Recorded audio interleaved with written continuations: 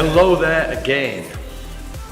It's Tuesday the 1st of August 2017 and sadly this is our last Steve's Word Room. Thanks for all of those of you who have followed us over the last 12 months.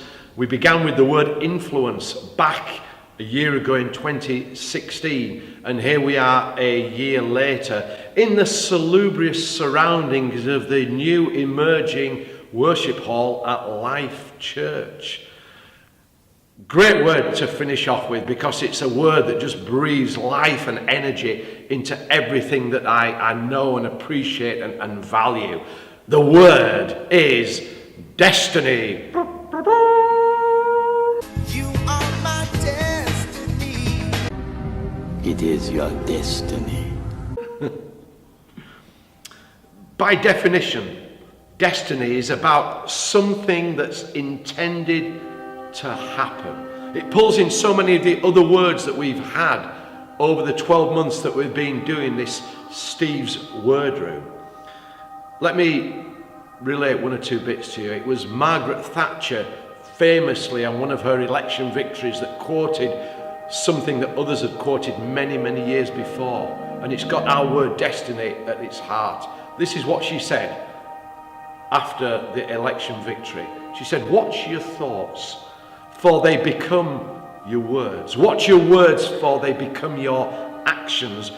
Watch your actions, they become your habits. And watch your habits because they become your character.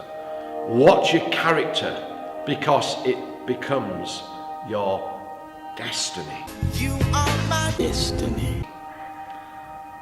It's just a lovely word to chew around in your mouth. I find it a very satisfying and fulfilling word. It seems a very powerful word and seems to underpin a major emphasis of our lives. Destiny is about something I'm looking for, I'm working towards, I'm pulling in everything around me to achieve this destiny or to move towards something.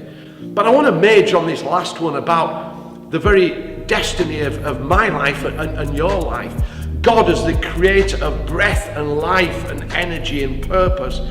What does he say? What does he understand about destiny?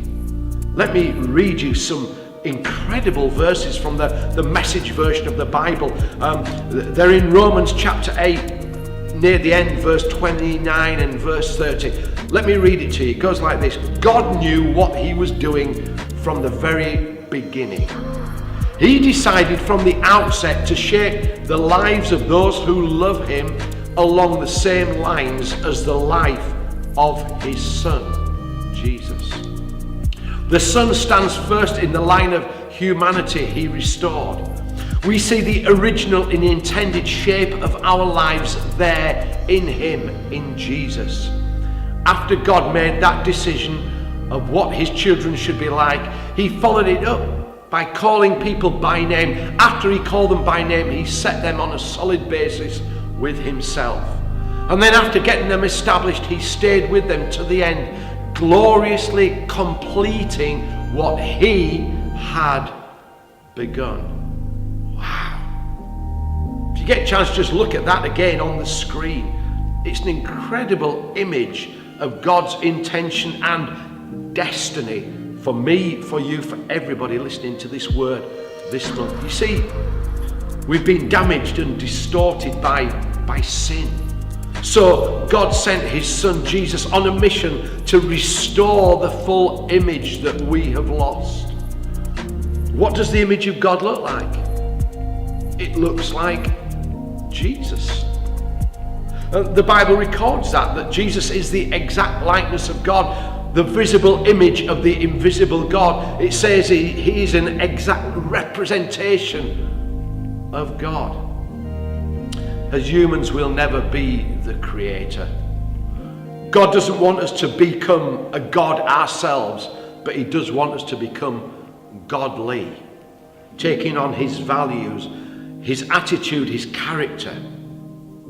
This is what Paul wrote to the Ephesian Christians, that we take on an entirely new way of life, a God-fashioned life, a life renewed from the inside and working itself into your conduct as God accurately reproduces his character in you. destiny is about living out the purpose of God, about the image of God being cleaned up and polished and seen again in every human being.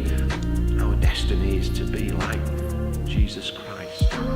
Two things to challenge you with as we finalise this Steve's Word Room, and these are the two words: participation. We can't just sit there and this all happens around us. We have to participate. Cooperation. Us cooperating with him, responding to his love, to his life, to his energy. Is there a purpose to your life? Yes, to be like Christ, that's the destiny.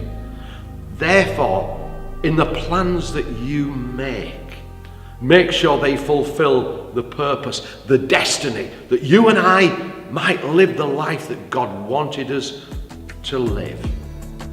Thanks ever so much for following Steve's Word Room, and I send you out with this massive word, the word destiny. Go and live with purpose. Participate, cooperate with God in everything that you do, and you'll find an incredibly fulfilled and happy life. Thanks ever so much. See you again soon. Bye.